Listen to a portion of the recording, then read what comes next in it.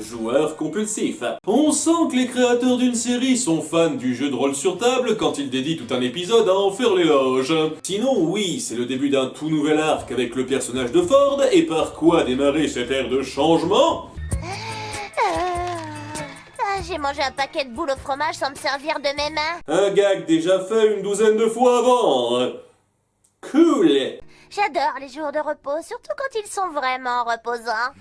Ah ouais, on peut enfin profiter d'une journée où il ne va rien arriver de bizarre. Chute prévisible en approche. Dipper n'est pas très globe que son tonton Ford ne veuille pas qu'il traîne avec lui. Ça faisait plusieurs mois que je cherchais qui pouvait être l'auteur du journal. Combien de temps dure cet été? On voit d'ailleurs que l'accident gravitationnel qui a eu lieu n'a pas beaucoup miné la populace. Je crois que je vais devoir servir mes hamburgers avec le steak au-dessus du pain. Ils doivent tous avoir une sacrée assurance. Maintenant, on a carrément 2 oncles pour le prix d'un. Et ils sont vraiment trop mignons ensemble. Ouh, c'est une touche très fort. Tu n'aides pas, Mabel. Mabel, tu ne devineras jamais ce que j'ai trouvé dans un magasin. L'intrigue de l'épisode. Donjons et encore plus de donjons. Seulement, Mabel n'est pas très agrippée par les règles un peu trop complexes. Est égal à l'opposé des anticadrans dans la sacoche de ce joueur. Ce qui ne devrait pas trop te surprendre si ton frère a l'habitude de jouer à ce genre de jeu. On voit également rapidement que Mousse est plus partisan du jeu de rôle grandeur nature, histoire de pousser la référence jusqu'au bout. Dipper n'a donc personne avec qui jouer et se rabat sur... Et ça fait pitié. Je devrais peut-être recommencer ma fixation sur Wendy. Chaque chose en son temps.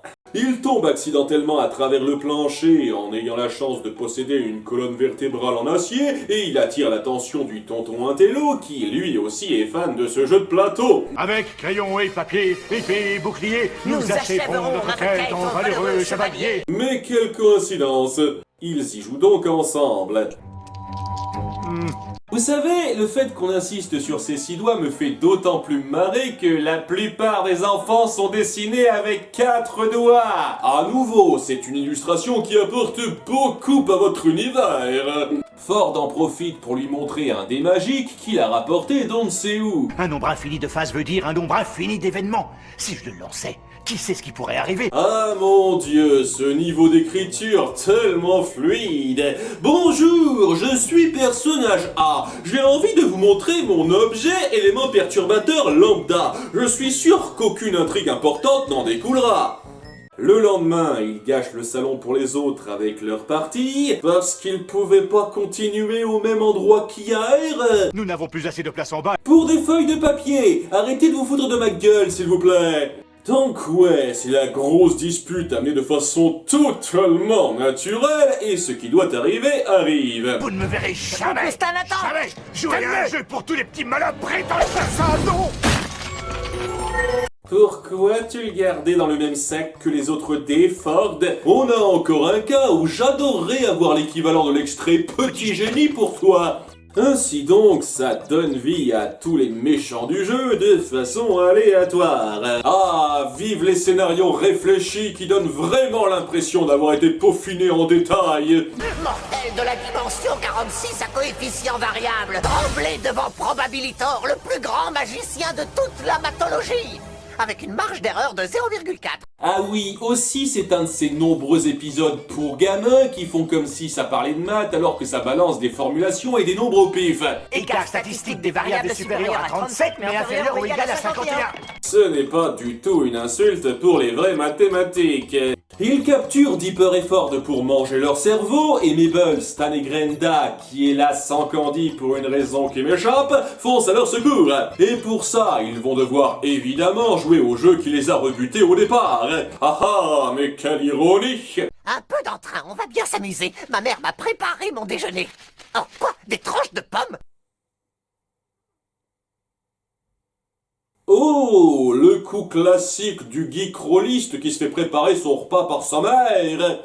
C'est un maître sorcier qui vient de se faire matérialiser. Bien entendu, Mabel et Stan finissent par être pris au jeu et ne voient plus juste l'aspect matheux là-dedans. Enfin, matheux. La partie se déroule et à la fin, tout se joue sur un résultat bien précis à obtenir et Stan parvient à le sortir. Non, on va me renvoyer dans mon royaume. Et en fait, il avait triché, ce qui aurait facilement pu se voir au moment où il a lancé le dé. C'est facile de s'en sortir quand l'animation triche en même temps que nous. Tout le monde se réconcilie et se regroupe pour regarder leur série préférée. Coin, coin, coin, coin, coin. Coin, coin, coin. Alors il a un frère jumeau diabolique? C'est ça le coup de théâtre qu'on nous avait promis? C'est censé être de l'autodérision? Puis Ford révèle à Dipper le tout nouveau fil rouge de l'énergie instable qui a découlé du portail dimensionnel. Dipper, tu dois parler de tout ça à personne, pas à ton oncle Stan, pas même à ta sœur. Tu m'as bien compris? Oui, ce serait dommage qu'il soit en alerte par rapport au danger que ça représente. Un nouveau petit génie. C'est un épisode passable. J'apprécie comment on nous montre le début de relation qui se noue entre Dipper et Ford, ainsi que la façon dont Mabel le vit. Mais au-delà de ça, l'intrigue centrale est beaucoup trop forcée et pas très mémorable. D'après le théorème de Brett. Si vous êtes particulièrement fan de jeux de rôle sur table, ça devrait marquer des points chez vous, mais personnellement, ça ne me fait ni chaud ni froid. Les gars, vous vous dites jamais que si on fait tout ça, c'est parce que nos vies sont vraiment vides de sens? Qu'on se sert de l'imaginaire pour échapper à la prise de maturité dont nous avons besoin?